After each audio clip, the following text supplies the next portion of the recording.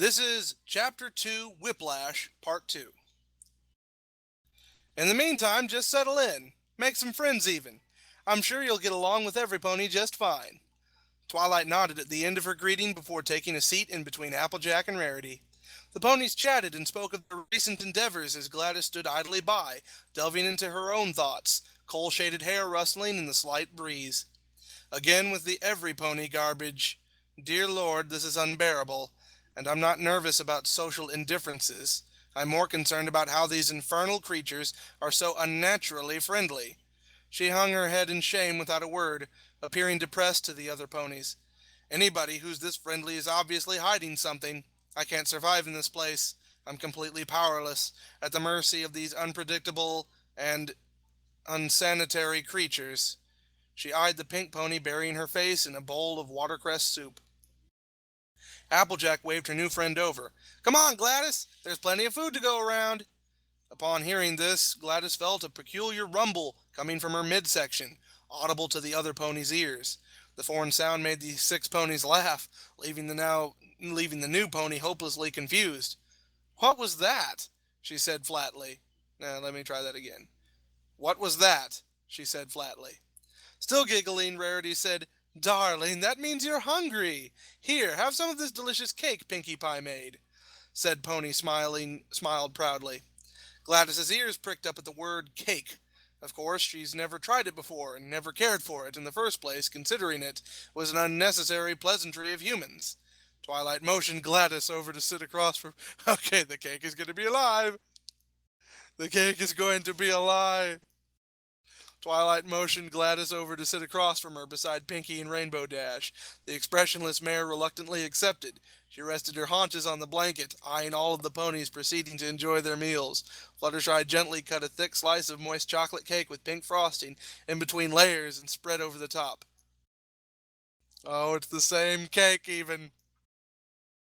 Gladys cursed her weak mortal brain for succumbing to the petty needs and desires of human nature. But then again, it did look good. The large triangular piece presented itself on a paper dish. She didn't want to eat like an animal, like how the other ponies were proceeding to simply dig their faces into the food, aside User from the disconnected unicorns from your making use of channel. their magic. Very diligently, Gladys craned her head down, opening her maw only to the tiniest bit possible. She nipped at a corner before pulling away, chewing contently. Gladys's eyes widened. Her lips quivered uncontrollably as the dessert slid down her throat. Without thinking, the former AI yelled out, That's disgusting! Is this the garbage I've been feeding my test subjects? Dear Lord, the neurotoxin is a godsend! The critical pony cringed at the aftertaste swishing around in her mouth. Pinkie Pie's lip quivered, offended by the mare's insults. Rainbow noticed this and stood up on all fours to defend her friend. Hey, who asked you for your opinion anyway?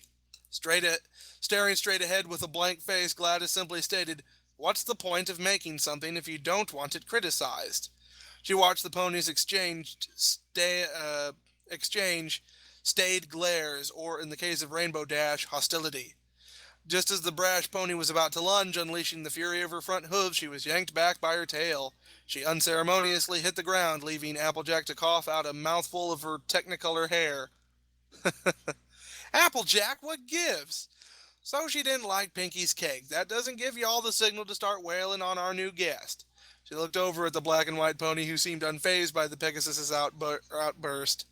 Now look, partner, I know you're probably scared and confused, but that doesn't mean y'all can go around starting fights. The cow pony sat back down on the blanket, giving Pinkie a rough pat on the back. Are you okay, Sugar Cube? The pony's frizzly mane bobbed as she cleared her throat. Yeah, I'm fine, she smiled faintly, turning to Gladys. I'm sorry you didn't like my cake, Gladdy. They're calling her Gladdy. But how can no pony like my cake? Every pony likes my cake. The neon pink pony investigated her dessert further, thinking she added a wrong ingredient. A second later, she burst out laughing. Oops, silly me, the earth pony snorted. I accidentally took the cake with the burnt half. No wonder you thought it was all yucky. Gladys rolled her eyes. Do you always poison your guests? Pinkie laughed some more. Of course not, silly. Apple Bloom thought she could earn her cutie mark in baking, so I must have grabbed the practice cake instead of the one for the picnic. Upon hearing this humorous revelation, every pony erupted in laughter. Every pony but Gladys. How can these morons laugh at such a critical error?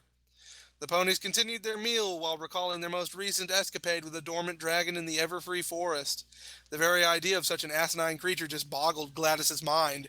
The ponies went on to talk about trivial matters such as winter wrap-up and hearth-warming Eve. To Gladys, these alien activities and holidays made this whole universe appear as just a sick parody of her world. The ponies were unproductive.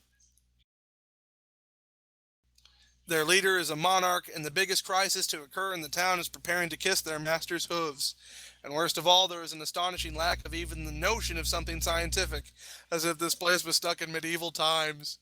For the first time in her whole life, or rather activated period of time, Gladys felt genuine irritation. Dear God, this whole place is worse than Wheatley, or the corrupted core that yammers on about space. Purple horse, Gladys stated. That's Twilight Sparkle, said Pony, corrected her.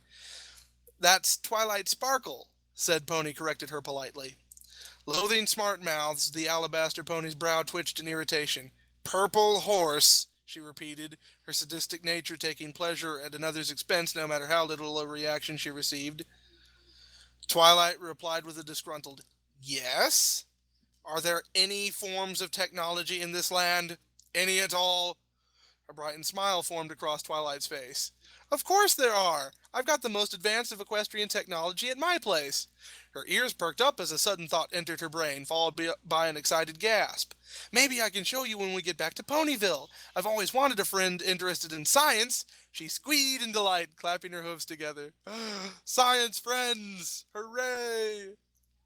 Gladys felt a sudden jolt shoot up her chest. This feeling. Could it be? Is it? Oh no. That's just my gag reflex. Gladys sighed, fearing this was just the beginning of a very stressful adventure, but nonetheless she was glad there was not any intelligent being, that there was not only an intelligent being inhabiting this land of useless fashion divas and racers, but also a plethora of advanced technology. Oh goodness, she will be surprised. Perhaps this won't be as grueling as I thought. Well, hopefully I get back to the facility before that little moron turns Michigan into a 10-mile crater. Zecora continued her ever-perilous trek towards her cottage through the ever-free forest, silently humming a nursery rhyme from her village. With the moss-covered trees and narrow rays of light piercing the closed canopy being all too familiar, Zecora felt as though she could walk to Ponyville back with a blindfold on. Paying no mind to the road that lay ahead, the zebra was too indulged in her own song to notice an object lying in her path. When she absent-mindedly kicked it, Zecora reeled back, expecting to find a small animal writhing in pain. But what she found instead was some sort of tool, an object that vaguely resembled a large beetle. What is this tool I see before me? It looks as though it came from a Con Main movie. Con Main? Interesting. She lightly chuckled at her own joke. Con Main. I don't get it. Zecora approached the glossy white object.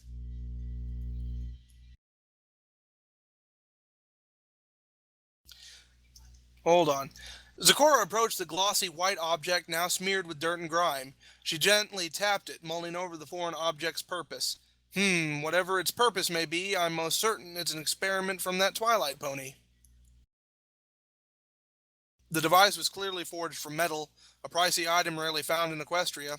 It might have been a prosthetic arm when studying its three-fingered finger-like prongs.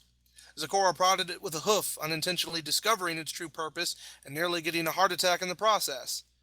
From the center of the claw, an orange ball of unknown energy shot out, screaming along the damp ground at a frightening speed before erupting against a tree root in a small plume of orange sparks.